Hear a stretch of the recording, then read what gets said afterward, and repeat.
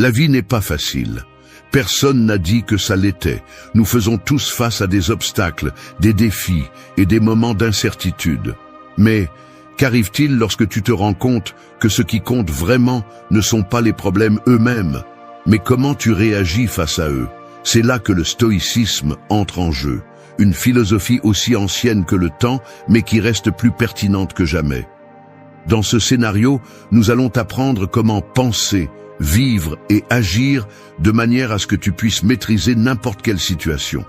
Peu importe ce que la vie te lance, problème, adversité, moment de chaos.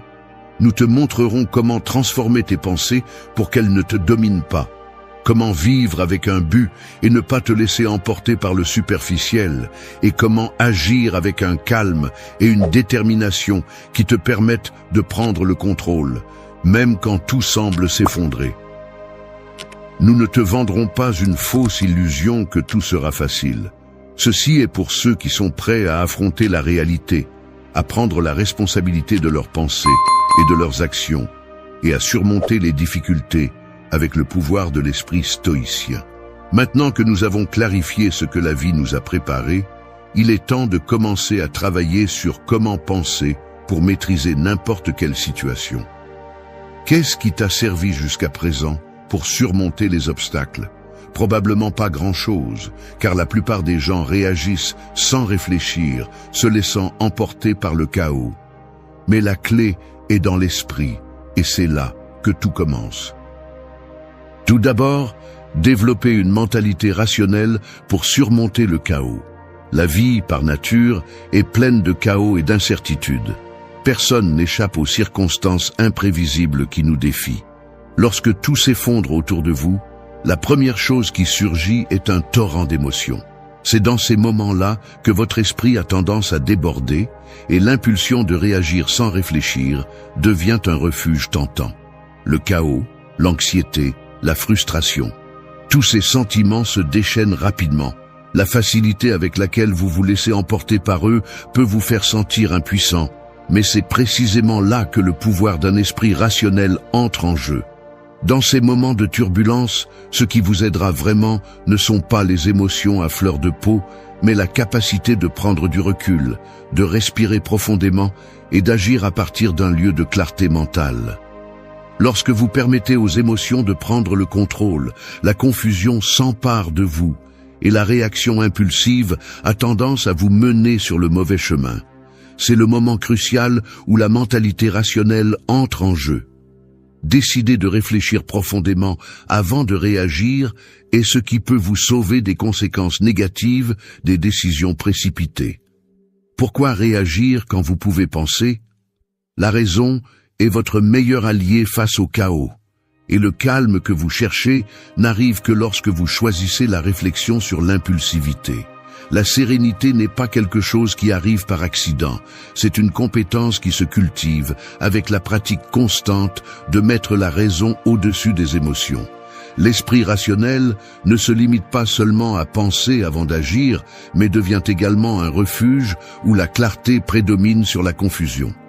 Chaque fois que vous décidez de ne pas vous laisser emporter par la tempête émotionnelle, chaque fois que vous mettez un frein à la réaction impulsive, vous renforcez votre capacité à prendre des décisions plus sages et calculées. Avec le temps, cette habitude devient automatique.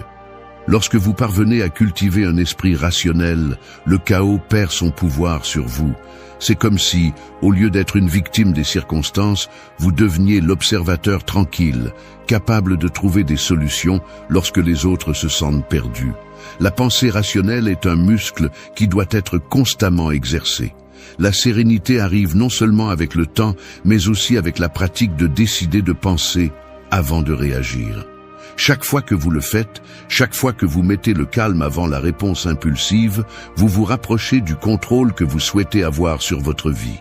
C'est un processus graduel, mais à chaque étape, vous développez la force qui vous permettra de faire face à n'importe quel chaos avec un esprit clair et un cœur ferme. La prochaine étape consiste à contrôler tes pensées négatives avant qu'elles ne te contrôlent. L'esprit humain est un champ de bataille constant, et les pensées négatives ont le pouvoir de le dominer si nous n'apprenons pas à les gérer. Ces pensées surgissent presque automatiquement, souvent alimentées par la peur, l'insécurité ou le pessimisme. Si tu ne les contrôles pas à temps, elles peuvent déformer ta réalité, affectant ton état émotionnel et ta capacité à agir clairement. Beaucoup de personnes vivent dans un cycle constant de pensées négatives qui les empêchent d'avancer, de générer de nouvelles idées ou même de profiter du présent. La première étape pour te libérer de ce contrôle est l'auto-observation. Il est nécessaire d'être conscient de ce qui se passe dans ton esprit à chaque instant.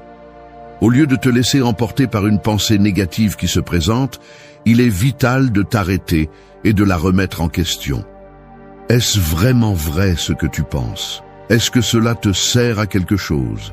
L'auto-observation te permet de reconnaître ces moments où les pensées négatives commencent à prendre de l'ampleur, avant qu'elles ne se transforment en une avalanche qui emporte tout le reste.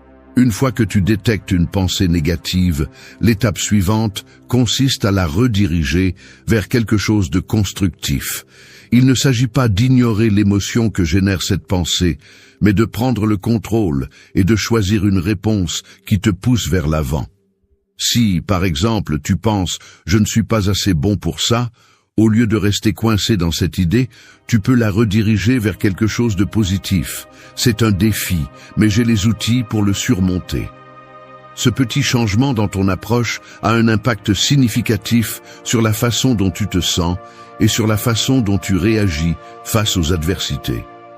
Le pouvoir de contrôler tes pensées réside dans la pratique constante de cette technique. Plus tu observes et rediriges tes pensées négatives, plus cela deviendra naturel. Ainsi, l'esprit devient un outil qui travaille en ta faveur, et non un obstacle. Contrôler les pensées négatives n'est pas quelque chose qui se réalise immédiatement. Mais avec de la pratique et de la discipline, tu deviendras plus conscient d'elles et apprendras à les gérer efficacement. Ensuite, accepte ce que vous ne pouvez pas changer et concentrez-vous sur ce que vous pouvez.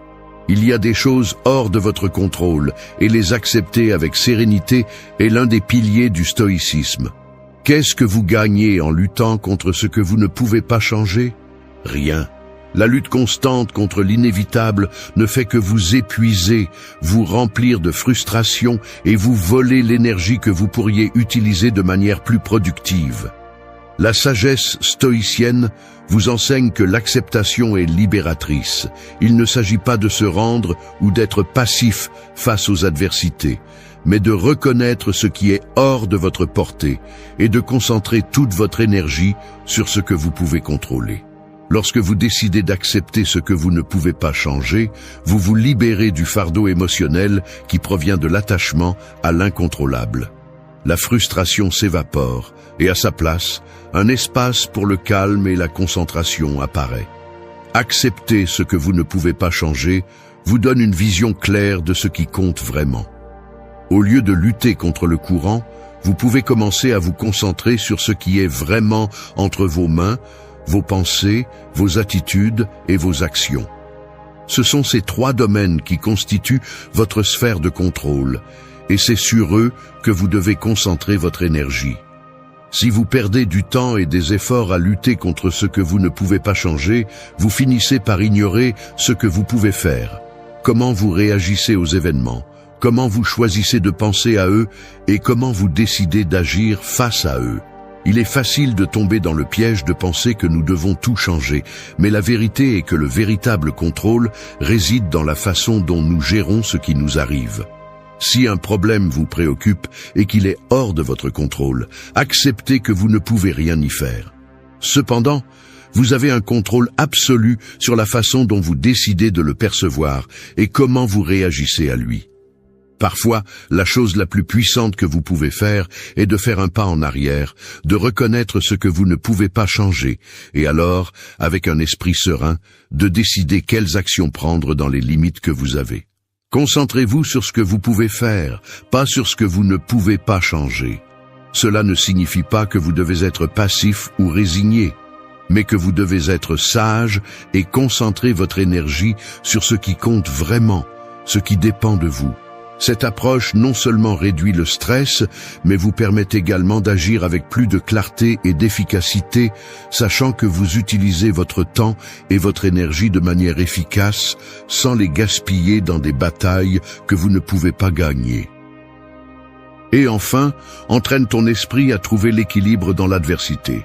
Le véritable défi de la vie n'est pas d'éviter les difficultés, c'est d'apprendre à rester calme lorsqu'elles surgissent.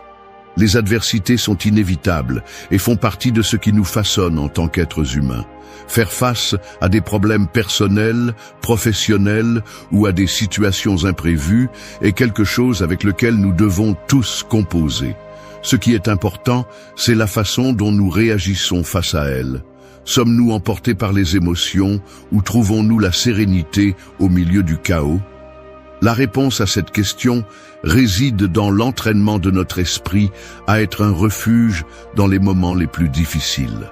Quand les difficultés surgissent, il est plus facile de tomber dans le désespoir ou la colère. Mais ce qui te permet de traverser ces tempêtes est la capacité de maintenir le contrôle interne. La sérénité n'est pas quelque chose qui est donné, mais quelque chose qui est cultivé avec la pratique de l'autocompréhension et du détachement émotionnel. En comprenant pourquoi une situation t'affecte d'une certaine manière, tu peux prendre du recul émotionnel et voir les choses d'un point de vue plus rationnel. Ce détachement n'implique pas l'indifférence, mais une façon de gérer les émotions de sorte qu'elles ne te contrôlent pas, mais que tu les utilises comme des outils pour ta propre croissance. Lorsque tu pratiques le détachement émotionnel, tu arrêtes de réagir de manière impulsive et tu commences à prendre des décisions basées sur ce qui compte vraiment. C'est crucial, car dans les moments difficiles, la tendance naturelle est de laisser les émotions dicter nos réponses, ce qui nous conduit presque toujours à des décisions précipitées. Le détachement te permet d'observer tes émotions sans qu'elles n'obscurcissent ton jugement, ce qui est essentiel pour maintenir le calme et la clarté. La résilience émotionnelle se développe de cette façon. Ce n'est pas la capacité d'éviter la souffrance, mais la capacité de s'en remettre et d'en tirer des leçons. Pratiquer la résilience, jour après jour, face aux adversités, te permettra de trouver l'équilibre même lorsque tout semble chanceler. Chaque défi, au lieu de te renverser, te renforcera et t'apprendra comment rester ferme et serein face à n'importe quelle tempête. Cet entraînement mental est un processus constant. Plus tu le pratiques, plus il sera facile de maintenir ton calme intérieur, quelles que soient les circonstances qui t'entourent. Maintenant, ce n'est que le début, car tout ce que tu fais dans la vie dépendra de la façon dont tu commences à penser. L'état d'esprit que tu cultives sera le pilier qui te soutiendra au milieu des défis, des émotions et des adversités. Si tu contrôles tes pensées, tu maîtriseras ta vie. Maintenant, tu travailleras sur comment vivre pour maîtriser n'importe quelle situation. La vie ne concerne pas seulement ce que tu penses, mais aussi comment tu agis, comment tu te comportes face aux circonstances auxquelles tu es confronté. Qu'as-tu fait jusqu'à présent pour vivre de manière pleine et sereine ? Tout d'abord, vis avec conscience et présence, ne te laisse pas emporter par les impulsions. Le stoïcisme nous enseigne que vivre dans le présent est essentiel pour atteindre la sérénité. Mais qu'est-ce que cela signifie vraiment de vivre avec conscience ? Cela signifie être pleinement impliqué dans ce que tu fais, avec chaque action et chaque pensée, sans te laisser emporter par le bruit intérieur ou extérieur. Vivre avec conscience n'est pas quelque chose qui arrive par accident, mais cela nécessite une pratique constante. Au lieu de simplement passer à travers la vie sans questionner ce que tu fais ou comment tu te sens, cela t'invite à être un observateur actif de ton expérience. Combien de fois as-tu fait quelque chose automatiquement, sans vraiment prêter attention ? Combien de fois as-tu réagi impulsivement, laissant les émotions ou les désirs te guider au lieu de choisir consciemment comment agir ? Le stoïcisme dit que lorsque nous ne sommes pas conscients, nous nous laissons emporter par le tourbillon de pensées et d'émotions qui nous affectent, perdant le contrôle de ce qui compte vraiment. La première étape est d'apprendre à être présent. Cela ne signifie pas éliminer tout ce que tu ne peux pas contrôler, mais apprendre à concentrer ton attention sur ce que tu peux vraiment gérer, tes pensées, tes réactions et tes actions. Chaque moment est une opportunité de prendre des décisions conscientes, au lieu d'être dominé par la routine ou par l'impulsion du moment. La conscience constante te permet de répondre, au lieu de réagir impulsivement. Cette pratique t'aide à garder le contrôle et à ne pas te perdre dans le bruit de la vie quotidienne. Vivre avec conscience, c'est aussi te libérer des fardeaux du passé et des soucis de l'avenir. Il est facile de tomber dans l'habitude de revivre les erreurs passées ou d'anticiper ce qui n'est pas encore arrivé, mais cela ne fait que te voler le pouvoir du présent. Lorsque tu parviens à être pleinement présent, tu te rends compte que le maintenant est la seule chose que tu as vraiment, et c'est là que tu peux faire la différence. Vivre consciemment te donne la clarté pour prendre des décisions plus sages et te rapproche d'une vie plus sereine, alignée avec ce qui compte vraiment. Ensuite, trouver la paix intérieure au milieu du bruit extérieur. La vie moderne est remplie de bruit, de distractions et de pressions qui nous bombardent constamment. Des exigences du travail aux attentes sociales, il semble que tout soit conçu pour nous déstabiliser. La société nous pousse à faire plus, à être toujours connectés et à respecter des normes qui ne correspondent pas toujours à ce dont nous avons réellement besoin. Les actualités, les réseaux sociaux et les exigences externes peuvent nous faire sentir débordés. Mais comment rester calme quand le monde semble être hors de contrôle? Le stoïcisme nous enseigne que la paix intérieure ne dépend pas de ce qui se passe à l'extérieur, mais de la façon dont nous y réagissons. Les circonstances extérieures sont incontrôlables, mais nos réactions sont entièrement à nous. La clé est de pratiquer le détachement émotionnel. Il ne s'agit pas de vous déconnecter de tout, mais de lâcher prise sur ce que vous ne pouvez pas contrôler.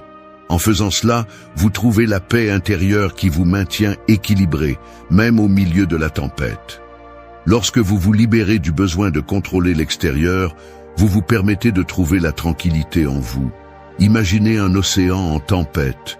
Les vagues sont agitées, mais ce qui est sous la surface reste calme et constant. C'est ainsi que vous pouvez entraîner votre esprit à rester calme au milieu du chaos. La paix n'est pas dans les circonstances extérieures, mais dans la façon dont vous choisissez d'y répondre. La cultiver est un processus qui nécessite du temps et de la pratique, mais c'est tout à fait réalisable. Chaque fois que vous choisissez de maintenir votre sérénité au lieu de céder au stress ou à la frustration, vous renforcez votre paix intérieure. La véritable liberté réside dans la capacité à maintenir cette paix, indépendamment du bruit qui vous entoure. Avec le temps, cette pratique deviendra une habitude naturelle et votre paix intérieure sera plus forte que toute perturbation extérieure. Ensuite, développez une attitude résiliente face à l'adversité. Les difficultés font partie intégrante de la vie, et la souffrance est quelque chose avec laquelle nous devons tous composer à un moment donné. Que ce soit une perte, un échec, ou simplement les hauts et les bas que nous expérimentons tous, la douleur est inévitable. Cependant, ce qui définit vraiment une personne n'est pas la souffrance qu'elle affronte, mais comment elle choisit d'y répondre. La vie n'est pas toujours juste, mais ce que nous pouvons contrôler, c'est notre réaction face aux difficultés. C'est là que la résilience joue un rôle crucial. Il ne s'agit pas d'éviter la souffrance, mais de la manière dont nous la confrontons. Le stoïcisme nous enseigne à voir les difficultés non pas comme des obstacles insurmontables, mais comme des opportunités de croissance. Chaque revers, chaque erreur et chaque échec nous offre une leçon déguisée, une opportunité d'améliorer et de renforcer notre caractère. Cette perspective change radicalement la façon dont nous affrontons les moments difficiles. Au lieu de voir la souffrance comme quelque chose qui nous arrête, nous pouvons la voir comme une porte ouverte à l'auto-transformation. Chaque défi est une occasion d'apprendre quelque chose de nouveau sur nous-mêmes et sur la vie, si nous sommes prêts à voir la situation d'un point de vue plus large. La résilience n'est pas la capacité d'éviter la souffrance, mais la capacité de la surmonter avec dignité en apprenant de chaque expérience. Il ne s'agit pas de réprimer les émotions ou d'ignorer la douleur, mais de comprendre que la souffrance est une partie naturelle de l'existence humaine. C'est à travers cette souffrance que nous grandissons réellement, lorsque nous sommes capables de l'affronter avec courage et sagesse. La clé est de ne pas laisser la douleur nous définir ou nous faire perdre notre chemin. La véritable résilience est la capacité de continuer à avancer, de maintenir notre paix intérieure et d'apprendre des difficultés, en les utilisant pour notre transformation personnelle. Il ne s'agit pas de ne pas ressentir, d'être insensible, mais d'apprendre à répondre avec sagesse à la souffrance. La résilience, alors, devient un exercice de choix conscient. Choisir comment répondre à l'inévitable, choisir le chemin de l'apprentissage, de la croissance et de l'évolution personnelle. Finalement, sois maître de ton temps et de ton énergie, non des désirs des autres. La modération est l'une des vertus les plus fondamentales du stoïcisme et elle est essentielle pour vivre une vie alignée sur ce qui compte vraiment. Nous vivons dans un monde saturé de distractions, de demandes externes et d'attentes de toutes sortes, familiales, professionnelles, sociales.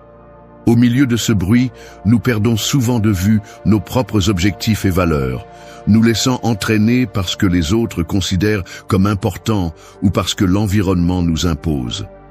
Le temps est l'une des ressources les plus précieuses que nous possédons, et pourtant nous le gaspillons facilement dans des tâches et des préoccupations qui ne correspondent pas à notre véritable but. La première étape pour reprendre le contrôle est d'apprendre à dire non. Dire non ne signifie pas être égoïste ou insensible, mais être fidèle à soi-même. Il ne s'agit pas de rejeter tout ce qui vient de l'extérieur, mais d'établir des limites claires pour protéger ce qui compte vraiment. Les pressions extérieures, les distractions et les désirs des autres peuvent détourner notre attention et notre énergie. Si tu n'es pas vigilant, le temps dont tu disposes est consommé par des tâches et des engagements qui ne servent pas ton but, tes objectifs ou ton bien-être. Il est crucial de prioriser ce qui est vraiment précieux pour toi, car sinon, tu te retrouveras à vivre une vie que tu n'as pas choisie, mais que tu as acceptée par inertie. Être maître de ton temps et de ton énergie implique une prise de décision consciente. Lorsque tu es capable d'évaluer ce qui contribue réellement à ta croissance et à ton bien-être, tu peux concentrer ton énergie sur ce qui te rapproche de tes objectifs. Apprendre à prioriser l'essentiel, à mettre de côté ce qui n'a pas de valeur pour toi et à dire non à ce qui ne te sert pas, est un acte d'autodiscipline qui te rend le contrôle de ta vie. Lorsque tu es confronté aux demandes du monde extérieur, rappelle-toi que tu es celui qui a le pouvoir de choisir comment dépenser ton temps et quelles activités méritent ton énergie. En faisant cela, tu gagneras non seulement du temps, mais aussi de la clarté. Vivre en accord avec tes valeurs et tes objectifs te permet de prendre des décisions alignées sur ce que tu veux vraiment, ce qui te rapproche d'une vie pleine et authentique. Ce processus de maîtrise de ton temps et de ton énergie te permettra de vivre avec un plus grand but, en harmonie avec tes principes et avec un contrôle absolu sur ton chemin. Il est maintenant temps de commencer à travailler sur comment agir pour maîtriser n'importe quelle situation. La vie ne concerne pas seulement ce que tu penses ou comment tu vis, mais ce que tu fais avec cette clarté et cette tranquillité que tu as cultivées. Combien de fois t'es-tu retrouvé paralysé, hésitant ou procrastinant lorsque vient le moment de passer à l'action? La différence entre ceux qui avancent et ceux qui restent en arrière ne réside pas dans l'absence de difficultés, mais dans la manière dont ils choisissent d'agir lorsqu'elles se présentent. Agir ne signifie pas simplement réagir, mais décider avec courage, conviction et but. Tout d'abord, agis avec courage, sans te laisser paralyser par la peur. La peur est une émotion naturelle, une réponse instinctive que nous éprouvons tous face à l'inconnu, à l'incertain et au potentiellement dangereux. C'est un mécanisme de défense qui nous alerte sur les risques, mais quand il devient le protagoniste de nos décisions, il devient un obstacle. Cependant, le stoïcisme nous enseigne que, bien que la peur soit inévitable, elle ne doit pas nous contrôler. La différence entre les personnes qui atteignent leurs objectifs et celles qui restent coincées dans la paralysie de la peur réside dans leur capacité à agir malgré elle. La peur ne disparaît jamais complètement, mais le courage se manifeste lorsque nous passons à l'action, même si la peur est toujours présente. Le courage ne signifie pas ne pas ressentir de peur, mais le reconnaître et décider d'avancer malgré tout. La peur a le pouvoir de nous paralyser, de nous faire douter de nos capacités, de nous arrêter avant de faire le premier pas. Mais lorsque tu décides de te déplacer vers l'avant, de faire face à l'incertitude avec détermination, tu cultives le courage. Il est facile de laisser la peur devenir la voix dominante dans ton esprit. Elle te dit que tu n'es pas prêt, que le risque est trop grand, que l'échec est imminent. Cependant, le stoïcisme nous enseigne que ce qui est juste et nécessaire ne coïncide pas toujours avec ce qui est confortable ou sûr. Les grandes réalisations proviennent rarement de lieux confortables. Il faut du courage pour faire ce qui est nécessaire, même lorsque le chemin semble incertain. Agir avec courage est une expression de confiance en tes principes et en ta capacité à gérer ce qui vient. Il ne s'agit pas d'éliminer la peur, mais d'accepter qu'elle est présente et, malgré tout, de faire ce qui est juste. Le courage n'est pas quelque chose qui surgit de nulle part. Il se construit au moment de l'action. Chaque fois que tu décides de faire un pas vers l'inconnu, sans que la peur t'arrête, tu renforces cette capacité à prendre des décisions avec courage. La peur est une partie naturelle du processus, mais elle ne doit pas être le facteur déterminant dans ce que tu fais ou ne fais pas. La véritable force se trouve dans la décision d'agir, de continuer à avancer même lorsque l'incertitude t'entoure. Rappelle-toi que la valeur de faire ce qui est juste, de suivre tes principes et de progresser vers tes objectifs est bien plus grande que la peur de l'inconnu. Le courage grandit avec chaque action décidée que tu prends. Et à la fin, c'est le courage qui te permettra de surmonter tous les obstacles que tu rencontres. Ensuite, prenez des décisions basées sur vos valeurs, pas sur l'opinion des autres. L'authenticité émerge lorsque nos actions sont alignées sur nos principes les plus profonds. Nous vivons dans un monde qui nous pousse constamment à nous conformer, à suivre ce que la société attend de nous, à faire ce qui semble être la norme, même lorsque cela ne résonne pas avec notre essence. Depuis notre plus jeune âge, on nous apprend à suivre des règles et des attentes étrangères, à vouloir s'intégrer, à chercher l'approbation des autres. Mais ce n'est pas la vraie liberté. La vraie liberté réside dans le fait de vivre selon ce que l'on croit être juste, pas selon ce que les autres dictent. Le stoïcisme nous enseigne que nous devons agir à partir de la vérité intérieure, à partir de la conscience de ce que nous valorisons et croyons vraiment. Lorsque nous prenons des décisions guidées par nos propres croyances et principes, nous pouvons éprouver une paix intérieure que l'opinion des autres ne pourra jamais nous apporter. Il ne s'agit pas de rejeter les conseils des autres ou de vivre de manière égoïste, mais d'apprendre à discerner quand il est nécessaire d'écouter et quand nous devons agir selon notre propre sagesse. Vivre selon nos valeurs nous permet de prendre des décisions qui sont vraiment alignées sur ce qui compte, pas sur ce que les autres pensent qui devrait compter. Il est facile de tomber dans le piège de faire ce que les autres attendent pour éviter le conflit ou la désapprobation, mais cela ne génère que de l'insatisfaction interne. Le stoïcisme nous enseigne également que l'influence des opinions des autres diminue lorsque nos actions sont guidées par nos propres principes. Il ne s'agit pas d'être rebelle ou d'aller à l'encontre de tout ce qui est attendu de nous, mais de vivre avec cohérence. L'authenticité n'est pas de faire tout le contraire du courant, mais de trouver le courage d'être soi-même, même si cela signifie être en désaccord avec ce que la société pense que vous devriez être.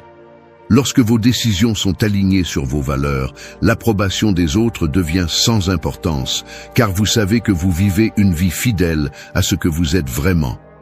En prenant des décisions du fond de votre être, vous vous rapprochez de la vie que vous désirez vraiment, au lieu de suivre un chemin que d'autres ont tracé pour vous. C'est la clé pour trouver un but et une satisfaction à chaque pas que vous faites. L'authenticité vous mène vers la vie qui est vraiment la vôtre, pas la vie que les autres veulent pour vous. Ensuite, garde ton calme dans l'action, sans précipitation ni impulsivité. Dans une société qui valorise la rapidité et l'immédiateté, le stoïcisme nous enseigne que la vitesse n'est pas toujours synonyme d'efficacité. Nous vivons dans un monde qui nous pousse constamment à agir rapidement, à prendre des décisions hâtives, comme si chaque moment était une urgence. Cependant, l'action précipitée, motivée par l'anxiété ou la pression, produit rarement de bons résultats.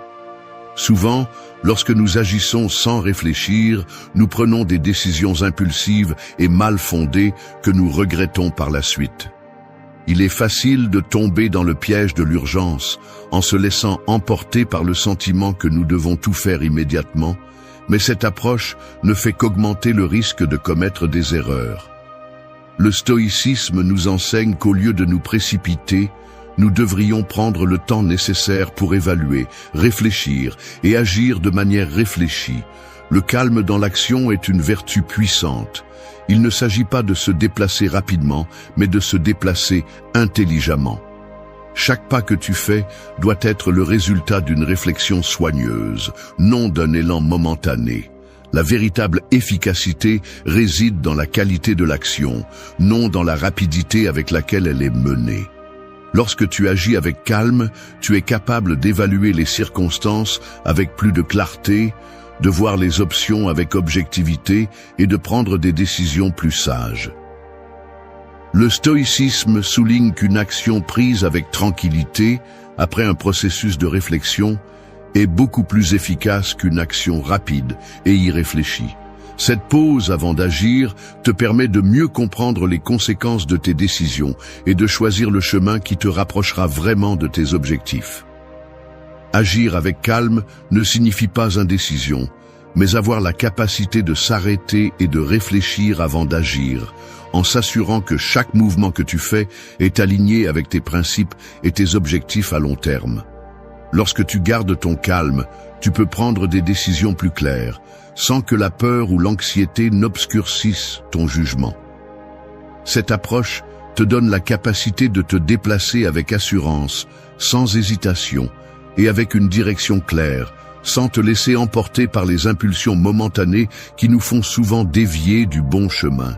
Le calme dans l'action est ce qui te permet d'agir avec confiance, sans regret, sachant que chaque pas est le résultat d'une décision réfléchie. Et finalement, fais de la patience une vertu quotidienne dans ta vie. Dans un monde qui exige des résultats immédiats, le stoïcisme nous rappelle que les actions ne produisent pas toujours des fruits instantanément. La patience est clé pour le stoïcien, car il comprend que chaque processus a son propre rythme et que les récompenses n'arrivent pas toujours rapidement. Au lieu de te désespérer pour des résultats immédiats, tu dois apprendre à attendre avec sérénité, sachant que ce que tu sèmes aujourd'hui portera ses fruits au moment opportun. La patience n'est pas seulement une attente passive, c'est une attente active, pleine de confiance dans le processus et dans l'effort que tu déploies. Les récompenses n'arrivent pas toujours immédiatement, mais cela ne signifie pas qu'elles ne sont pas en chemin. La patience t'apprend à ne pas abandonner trop tôt, à continuer avec détermination et calme, sans te précipiter ni perdre de vue l'ensemble. La patience devient une vertu lorsque tu comprends que chaque pas vers ton objectif fait partie d'un processus plus grand qui doit suivre son cours. Merci d'être resté jusqu'à la fin de la vidéo. Si vous avez tout vu, commentez « Je suis stoïcien » comme notre signe secret, indiquant que vous êtes un véritable apprenant du stoïcisme. N'oubliez pas de vous abonner et de liker la vidéo si elle vous a plu. Rendez-vous dans la prochaine vidéo et rappelez-vous, continuez à cultiver votre esprit stoïque. Think about this. There are people who spend their entire lives waiting for the perfect moment to act, as if life were a play and someone would one day tell them when it's their turn to go on stage. While they wait, time steals their opportunities. Storms destroy their plans and decisions are made by others. And in the end, they realize too late that there will never be ideal conditions, that the only certainty is that the clock doesn't stop. life is not a stage prepared for your comfort. It's a rough terrain where every step you don't take is occupied by someone else. If you don't decide to strengthen yourself now, when the test comes, you will have nothing to defend yourself with. And believe me, the test always comes in the form of betrayal, failure, rejection, loneliness, or fear. It's not a question of whether it will happen, but whether you'll be ready to face it. Stoicism is not an intellectual flourish, it's a daily combat manual. It's the discipline to silence complaints and move your feet. It's the strength to not need applause to keep going.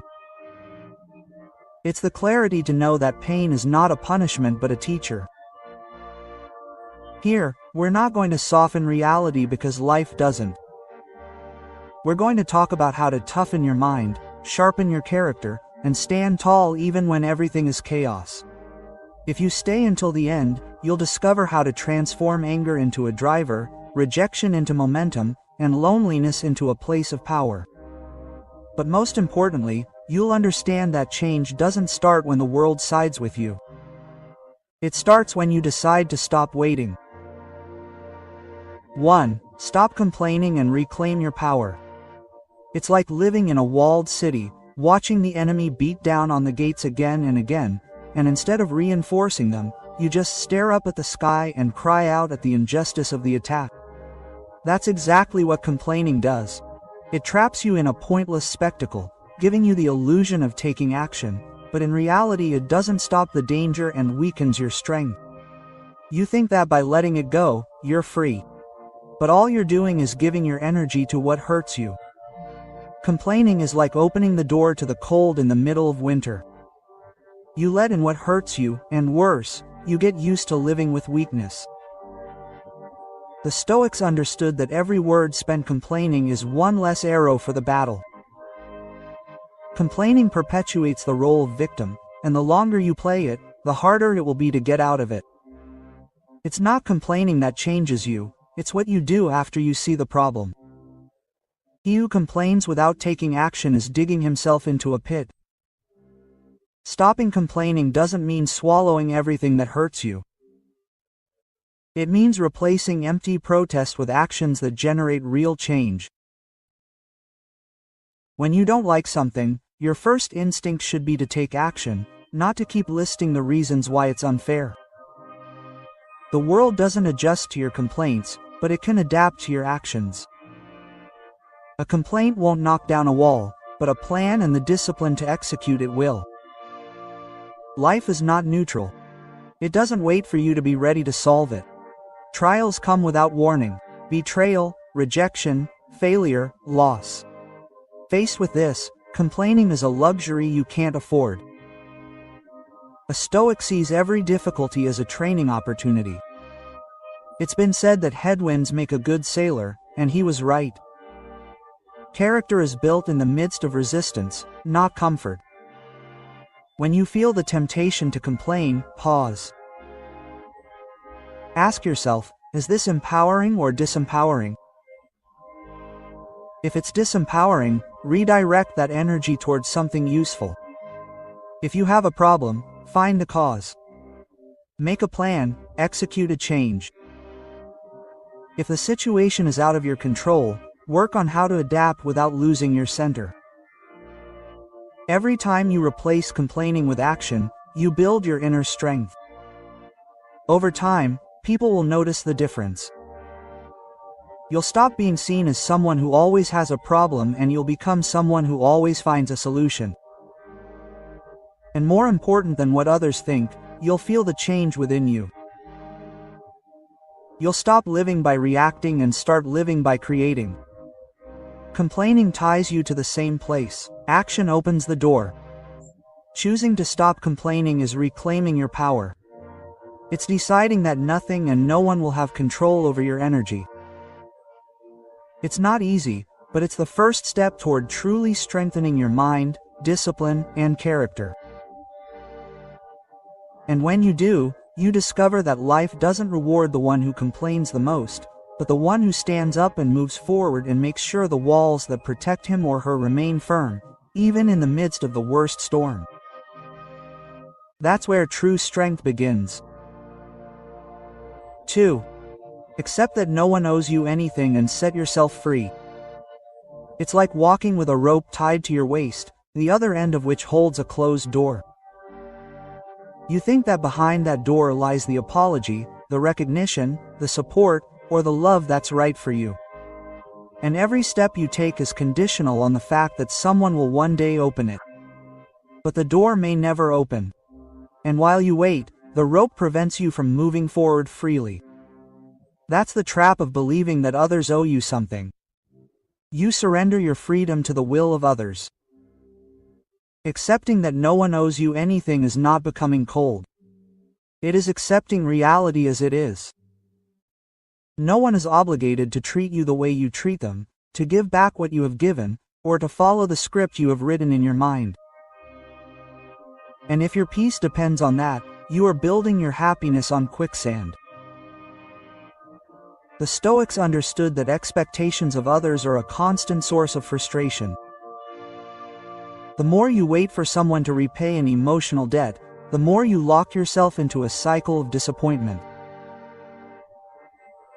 True freedom begins when you let go of the notebook that keeps track of what you have given and what you are owed in return. You do things because you choose to do them, not because you expect a response. If you help, you do so by choice, not by invisible contract. If you work, it is because your pride is in excellence, not approval. If you love, it is because you feel it, not because you calculate that you will receive the same. This does not mean that you give up receiving good things, but that you stop demanding them as a guaranteed right. In this way, every sincere gesture becomes a gift and not a debt paid late. And this completely changes the way you see the world. What happens, you thank for it. What doesn't happen, don't stop. In practice, this mentality eliminates resentment. Resentment arises when you feel that someone has disappointed you or has not lived up to your expectations. But if you stop waiting, this feeling has nothing to feed on. You recover all the energy that you previously spent on demanding, comparing, or remembering old offenses, and you invest it in moving forward.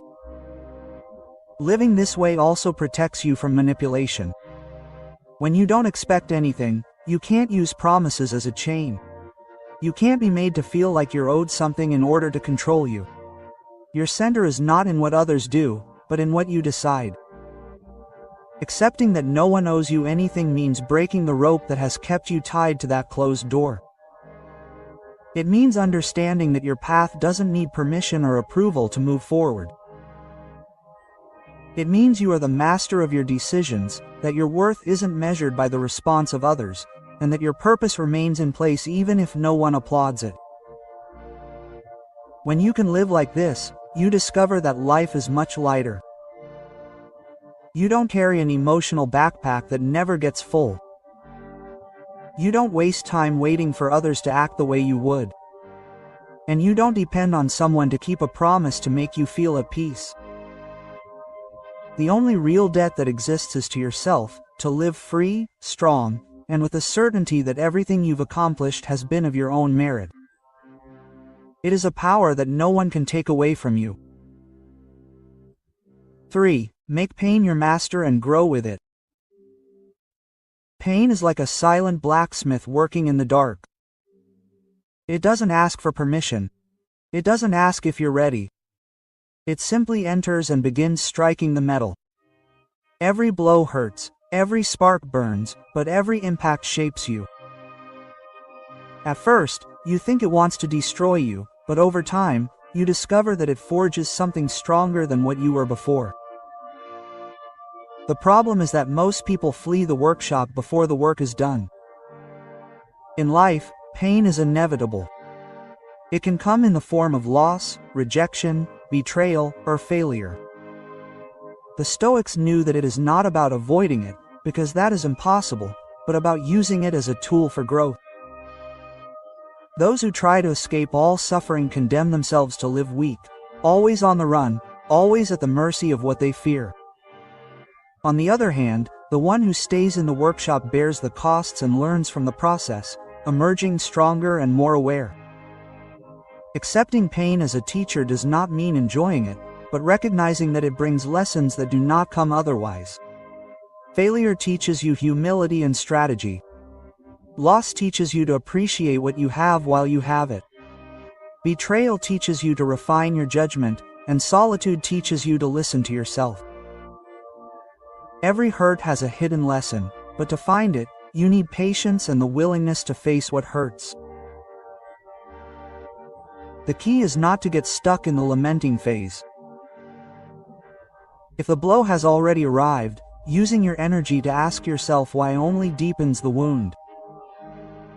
The Stoic approach is different. The question is, what can I learn from this? And how can I become stronger from it? This mentality transforms pain into fuel because it stops being something that breaks you and becomes something that drives you. In practice, this means not avoiding uncomfortable conversations that can heal a relationship. Not shying away from difficult responsibilities because they involve effort. Not letting fear of rejection paralyze you from trying something new. It means training your mind to understand that every discomfort is an opportunity for expansion. It also means remembering that pain, no matter how intense, is temporary. No emotional or physical wound maintains the same strength forever. The mind is capable of adapting, healing, and building on ruins, and each time it does so, it creates a more solid foundation for the future. The Stoics saw adversity as a kind of constant training. Just as a soldier prepares for war by training with weights, he saw every difficulty as a rehearsal for something greater, and he knew clearly that if he could endure the small, he could endure the big. This mental preparation ensured that when the storm came, he was not completely surprised, but already had the emotional muscle ready to resist. Make pain your master and you will stop fearing it. You will understand that it does not come to destroy you but to shape you. You will learn to identify the lesson in the midst of chaos and to thank it. Not because it was easy, but because it gave you something that no one else could give you. The certainty that no matter what happens, you can withstand it and continue to grow. This is a type of strength that cannot be bought, transmitted, or imitated. It is forged only in the workshop where blow after blow of pain transforms you into the best version of yourself. 4. Stand firm when everything is chaos. Think of a lonely lighthouse in the middle of a storm-hit coast. The waves hit it with force. The wind whistles as if it wanted to tear it from its roots. And the sky is so dark that you can barely see the horizon. Yet it remains there, motionless, shining with the same constancy as on calm days. It cannot stop the storm, but it can fulfill its role within it. That is how you should be when everything around you becomes chaos, not fleeing, not faltering, but firm, aware, and with your light burning. In life, chaos does not give warning. It can come in the form of a betrayal that leaves you without a path, a loss that drains you from the inside, an economic crisis that deprives you of sleep, or news that completely changes your plans. In such moments, the easiest thing to do is to let yourself be carried away by the current of fear or despair. But that is exactly what chaos is waiting for you to lose control so that it can take it. The Stoics knew this well and repeated a simple but powerful idea. You cannot control the world, but you can control yourself. Standing firm in the midst of chaos doesn't mean denying the pretense that everything is okay. It means recognizing that even if you can't decide whether it rains or not, you can still decide how you're going to walk through the rain. Panic obscures, calm illuminates, and this calm doesn't magically appear. It has to be worked on. It begins in the small moments when you choose to respond rather than react, when you keep your cool even when everything inside you wants to explode.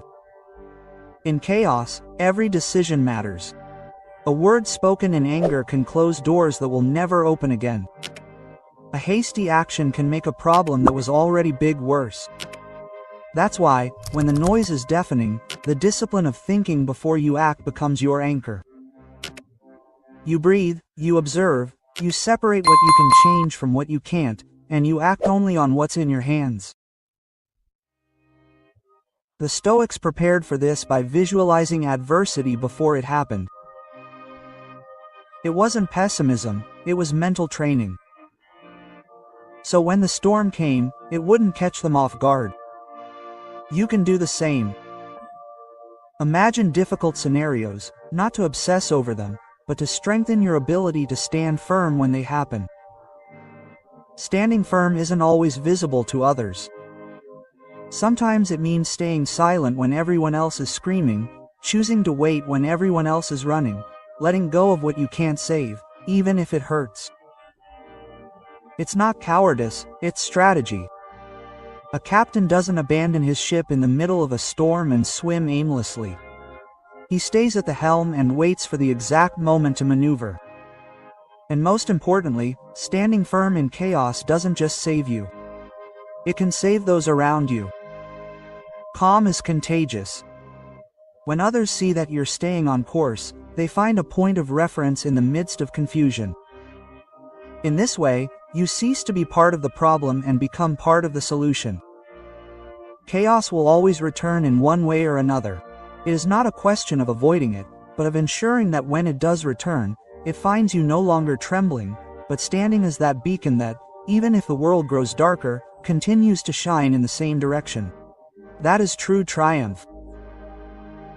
5. Discipline yourself in silence and without witnesses. Think of a mountain that takes thousands of years to form. There are no spectators, no applause, no headlines. Erosion, pressure, and time work silently, shaping it until one day, without warning, it rises majestically before all.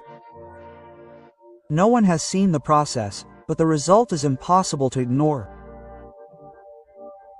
This is how true discipline works, a silent construction that needs no witnesses to be real, because its power reveals itself when the time is right. Discipline lies not in what you post or in the promises you make. It lies in what you do when the lights are out. Waking up before everyone else without anyone knowing, working out without posting a photo, studying when you might get lost in distractions, keeping your word to yourself even if there is no applause. The Stoics knew this well. What you do in private weighs more than any public act, because there is no mask or script, only your commitment to yourself. The problem is that we live in an age where people confuse intentions with actions. Saying that you are going to change already sounds like an accomplishment, and announcing your plans gives a false sense of progress. But true discipline needs no spectators because its reward is not immediate approval but the fruits that come after consistent work. Character, strength, and self-control are not born from a single big act but from small decisions repeated over and over again. Working in silence also protects you. When your progress is not dependent on external validation, no one can hold you back with criticism or pressure you with extraneous expectations. You don't have to justify yourself or approve of anything along the way. You are free to make mistakes, adjust, and improve without the burden of being accountable to an audience that only wants quick results. In practice, this means having routines that you stick to no matter who sees them. It means doing what's right, even on your unmotivated days. It means prioritizing what builds you up over what merely entertains you. Motivation is volatile. Discipline is stable. Motivation is with you when the going gets tough. Discipline sustains you even on your worst days. The Stoics were masters at this. Marcus Aurelius, despite being an emperor, wrote reflections to himself every day, not to publish them, but to stay aligned with his principles. This silent exercise shaped his character more than any speech.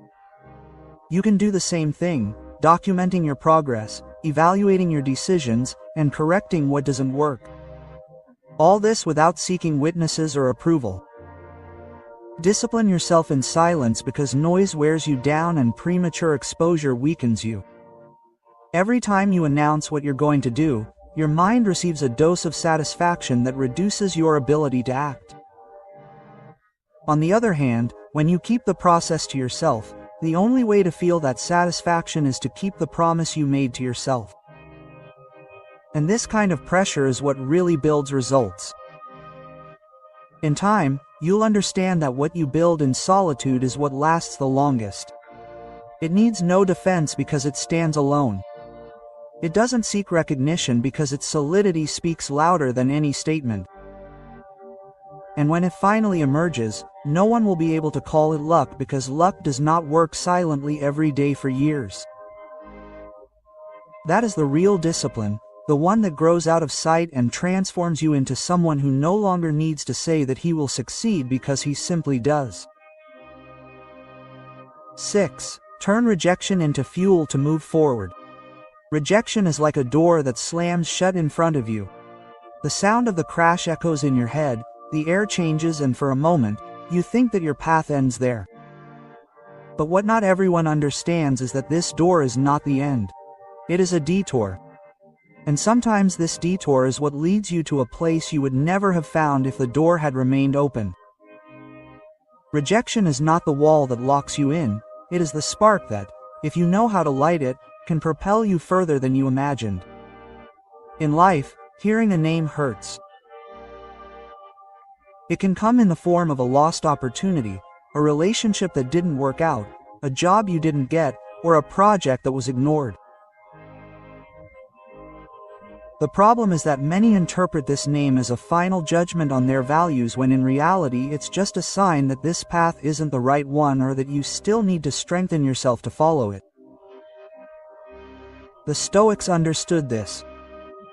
You don't control what others accept or reject from you, but you do control what you do with that response. Turning rejection into fuel starts with changing your interpretation. It's not proof that you're worthless, it's proof that there's still a lot to build. If a door closes in front of you, ask yourself what skill, knowledge, or habit you need to develop so that the door opens next time, or better yet, to build your own door. This mentality transforms rejection into a teacher who, although he doesn't smile, teaches with brutal honesty.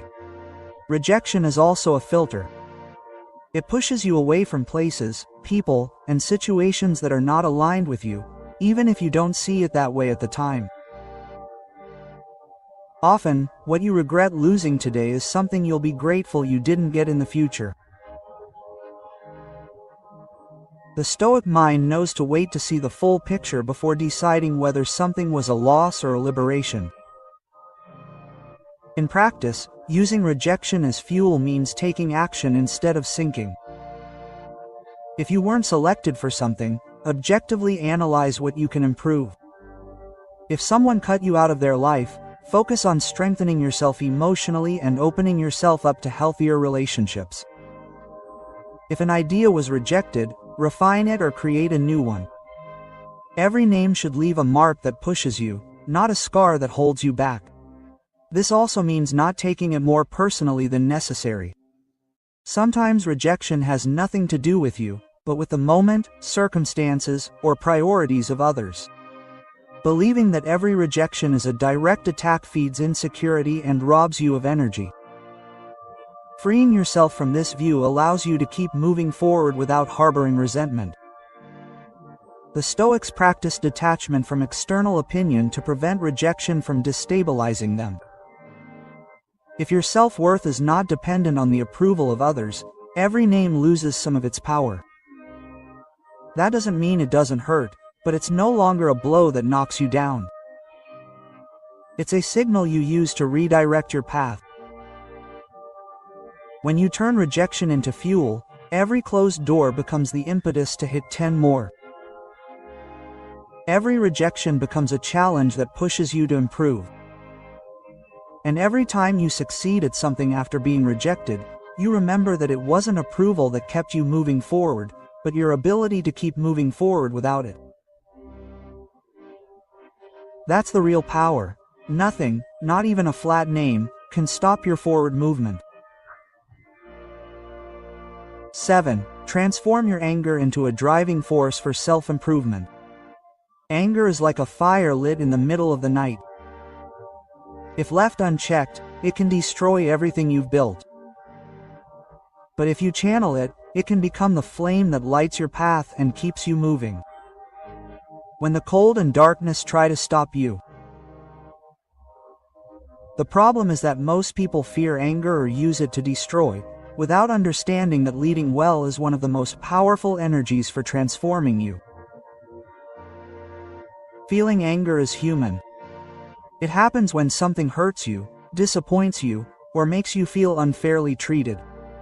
The mistake is believing that the only way out is to explode or repress it. If you explode, you hurt others and yourself. If you keep it in, you poison yourself from the inside. The Stoics understood that emotions are not the enemy, but the way you interpret and use them. Anger itself is not a problem. The problem is not knowing what to do with it. Channeling anger means taking that intense energy and directing it toward actions that build rather than destroy. If someone doubts your ability, use it as fuel to prove to yourself, not to them, what you are capable of. If an unfair situation frustrates you, let that discomfort push you to change what is within your power.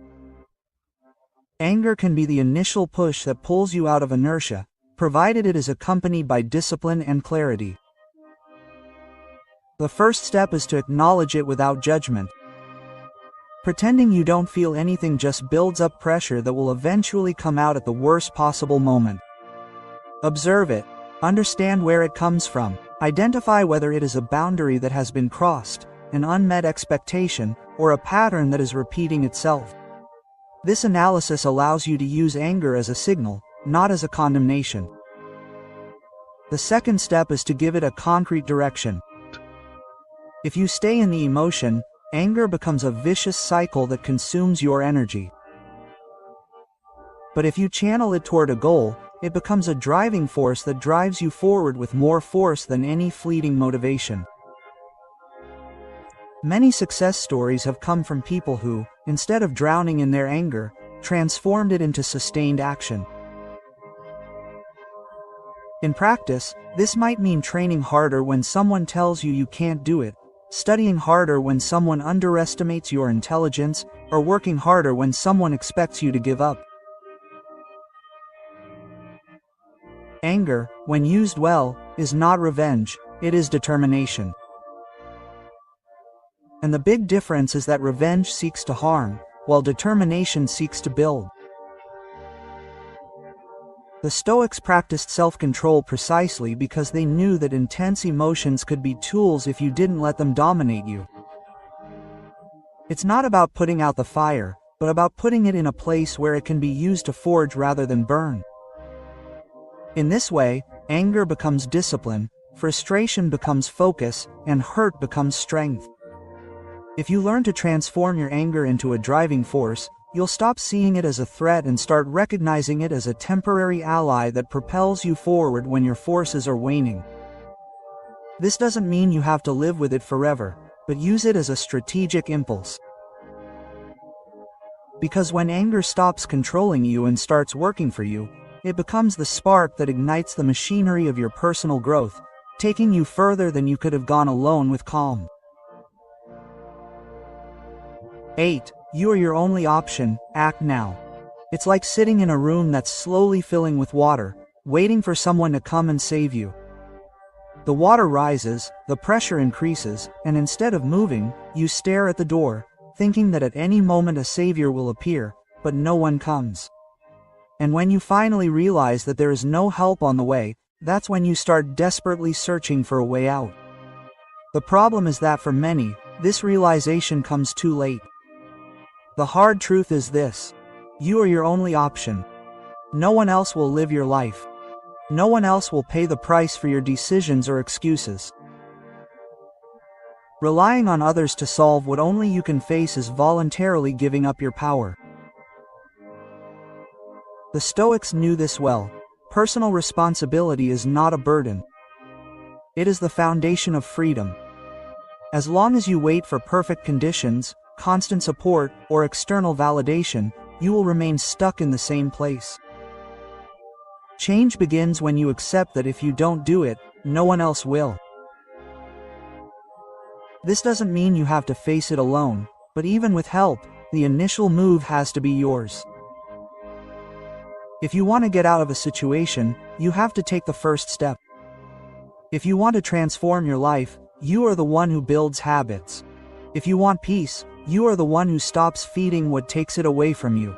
External forces can support you, but they cannot replace you. In practice, taking action now means stopping negotiating with your own excuses. It means not waiting until you feel ready, because that moment does not magically arrive. Real preparation happens in action, not before. And action does not wait for the perfect moment. It takes the moment you have and transforms it into the best you can create. Assuming that you are your only option also eliminates the blame game. You stop pointing fingers at others for what you do not have and start using that energy to build what you do want. This is an uncomfortable position to be in because it forces you to look at yourself in the mirror without disguise. But it is also the most liberating because it gives you back all the control that you had given up. And there you have it, the conclusion of everything we have talked about in this scenario. Stop complaining, accept that no one owes you anything. Learn from pain, stand firm in chaos, discipline yourself quietly, turn rejection into momentum, transform anger into drive. It all points to the same thing. That you take the lead role in your life. There is no savior or shortcut, only the daily will to get up and do what you said you would do. That is the essence of Stoicism. Understanding that true power is not in controlling what happens on the outside, but in mastering what happens on the inside. If this message resonates with you, don't let it be just nice words that will be forgotten tomorrow. Make a decision now, no matter how small, and take action. Because the time you waste waiting is time you could have used to build the life you want. No one else is going to do it for you. And if you don't start today, when? Thanks for staying until the end of the video. If you watched it all, comment "I am a Stoic" as our secret sign that you are a true learner of Stoicism. Don't forget to subscribe and like the video if you enjoyed it. See you in the next video and remember, keep cultivating your Stoic mindset.